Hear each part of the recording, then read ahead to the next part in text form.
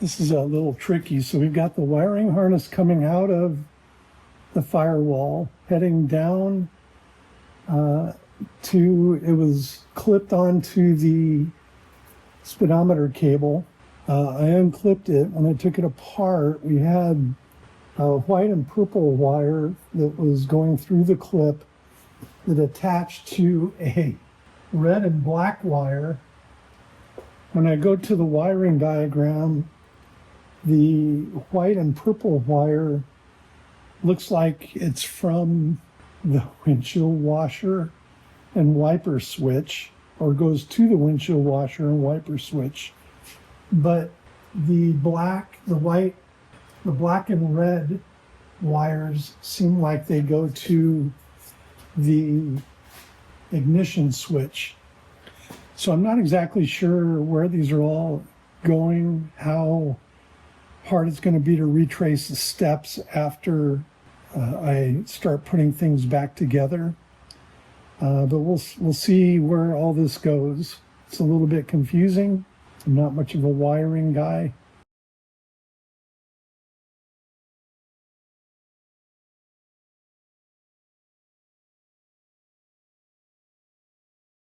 But you know what? We'll work our way through it.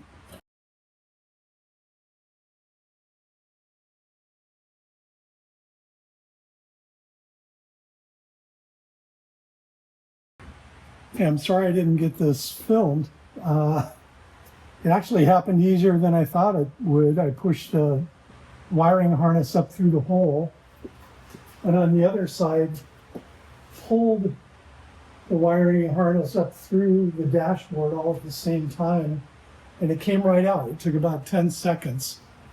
I thought it was going to take me all day. Boy, that's very fulfilling when you do something like that you think is going to take a long time, and it's a relatively easy process. Anyhow, that was my goal for the day, so I guess I'll keep going. Now I've got just a couple of steps left to get the rear heater out of the LandCruiser. So I've got this bracket down here. I'm going to put a little bit of PB Blasket on the bolt on both ends.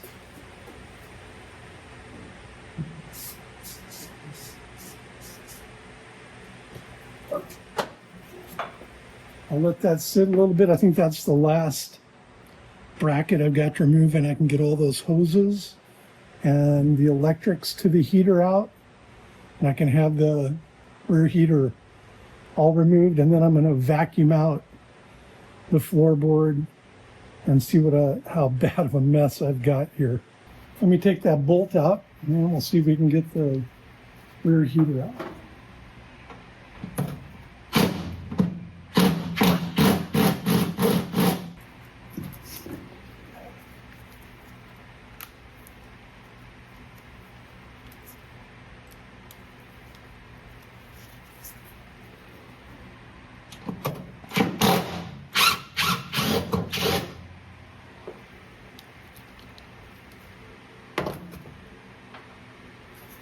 Okay,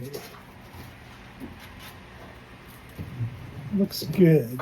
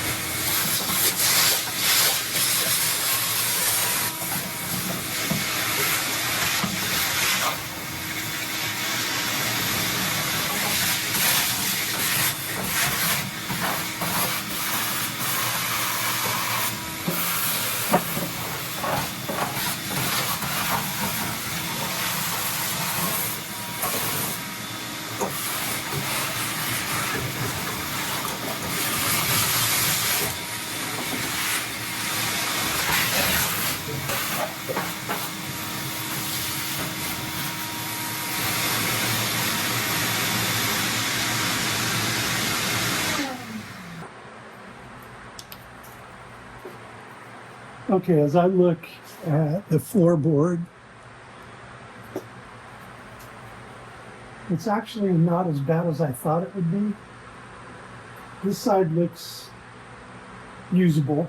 There's a couple of small holes, a little bit of fiberglass, a little bit of everything down here. But for the most part, I think it looks okay. I need to make a patch over there. You can make some patches along here. Get rid of a lot of rust. But I think this side would be okay. On the other side, there's a lot more damage. Somebody a previous owner, has gone in and welded in diamond plate steel along this back wall and the entire driver's side floor panel. And I think I'll take that out and try and replace it, or maybe get a new floor panel for it. But in general, this side doesn't look too bad. I thought it would be really bad under the gas tank here, but it ended up not being too bad. So, I'm a little bit surprised it's not worse than it is. I'm happy it's not. And we will see what we can do to make it better.